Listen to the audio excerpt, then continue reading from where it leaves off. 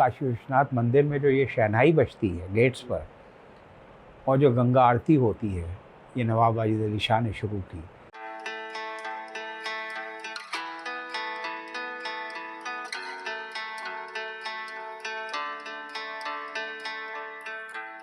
तो नवाब सादत ख़ान बुरहानुल मुल्क पहले तो फैज़ाबाद आए, जिसको बंगला कहते थे। वहाँ पर उन्होंने बड़ी बड़ी अराज़ियाँ बनवाईं और मुग़ल फ़ौज और मुग़ल कोतवाल दिल्ली के कोतवाल को लेके आए थे और कुछ दिन वहाँ पर वो ठहरे और प्राइम फेशली उन्होंने अपनी एक ऐसी धाक जमा ली कि ज़ाहिर है कि पूरी ताकत उनके साथ है। फिर बहुत ख़ामोशी से उन्होंने ईस्टर्न और वेस्टर्न साइड से लखनऊ का हिसार किया और जब वो गोमती में कश्ती पर तशरीफ़ ला रहे थे तो इत्तेफाकन एक मछली उछल के उनकी आगोश में आ गई।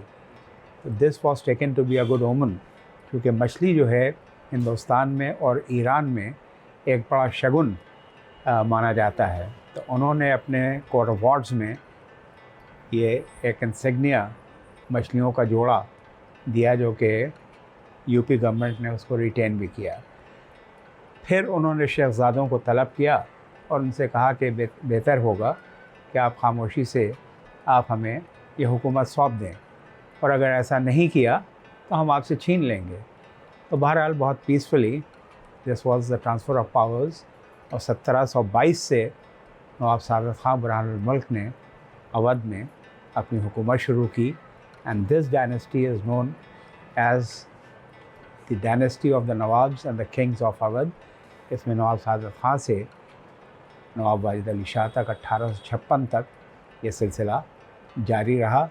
और लखनऊ की तरक्की 1775 में जब नवाब आसिफ़ुद्दौला बहादुर ने अपना कैपिटल शिफ्ट किया है फ्रॉम फैज़ाबाद टू लखनऊ, तो यहाँ की तहज़ीब, यहाँ का तमद्दुन, यहाँ का डेवलपमेंट, यहाँ की इमारतें, यहाँ के बागात, यहाँ का पहले आप, जनाब, ज़बान, हर चीज़ जो थी वो बहुत तेज़ी से बढ़ने लगी।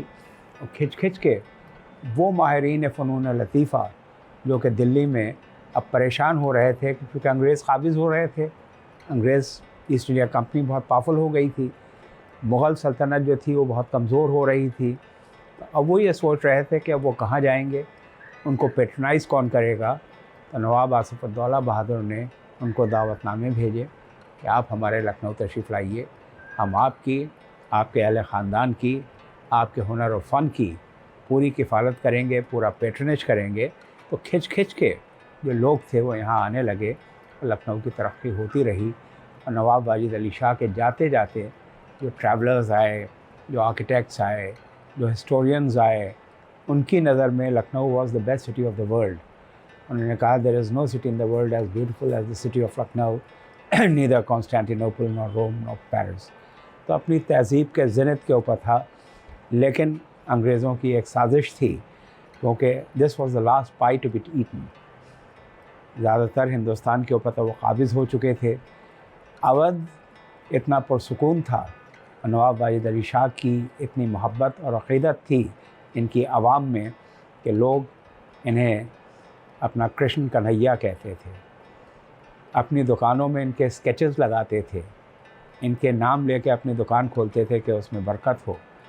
तो उन्होंने जब lord Dalhousie, he was the governor general, उसने जेम्स ऊट्रम को भेजा है with the treaty to be signed by Nawab Wajid Ali Shah, और उसमें यह था कि he will remain the king but the administrative powers with the company. उन्होंने इनकार किया। उन्होंने कहा आप हमारा तख्त ले सकते हैं, हमारा ताज ले सकते हैं, लेकिन आप हमारी दस्तखत नहीं ले सकते। हम ये गवारा नहीं करेंगे कि हम नाम के बादशाह हों और हमारी रियाया आपके हाथों सफ़र करे। जंग भी नहीं करना चाहते थे क्योंकि उन्हें अपनी ताकत का भी अंदाज़ था। वो अपनी फ़ौजों को ट्रेन कर रहे थे, लेकिन वो करने ना दिया गया। उधर with all there full might, British with their sophisticated weaponry और उनकी जो स्ट्रैटजीज़ वॉर की थी, उनके साथ ज़ाहिर है कि इनको प्रेशराइज़ कर रहे थे। तो ही रादर एब्डिकेटेड हिमसेल्फ। उन्होंने ये सोचा कि अगर हम जंग करेंगे तो हमारा लखनऊ जो है गुलजार वो मिस्मार होगा, खून नाहक होगा और तबाही होगी और हम शर्मिंदगी महसूस करेंगे और कैद हो जाएंगे और ज़ाहिर है कि कोई नतीजा नहीं। तो he went for a legal way out. उन्होंने ये सोचा कि हम पहले जाएं Calcutta to meet the governor general और उनसे अपनी ये जो किंगडम है इसको वापस लेने के लिए बातचीत करें, और अगर ऐसी बात ना बनी तो he would proceed to England and meet Queen Victoria. तो ये यहाँ से पहले कानपुर आए। मिस्टर ब्रेंडन एक इनके दोस्त थे, उनके साथ ये 7 दिन रहे। वहाँ से कश्ती के ज़रिए काशी आए। काशी नरेश के 15 दिन मेहमान रहे और वहाँ काशी विश्वनाथ मंदिर में जो ये शहनाई बजती है गेट्स पर और जो गंगा आरती होती है, ये नवाब वाजिद अली शाह ने शुरू की और अपने जेब ख़ास से उन्होंने कहा कि हम इसके अखराजात उठाएंगे।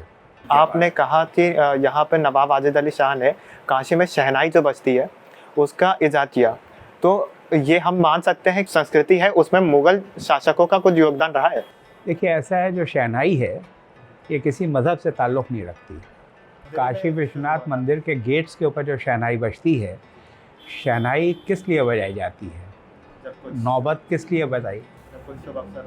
शुभ अवसर होता है या उसकी इज़्ज़त, जब बादशाह की सवारी गुज़र रही है, कोई इस तरह का गेस्ट आ रहा है, शादी ब्याह का मौका है, मतलब खुशी के मौके के ऊपर शहनाई बजाई जाती है और उसको ऑनर दिया जाता है।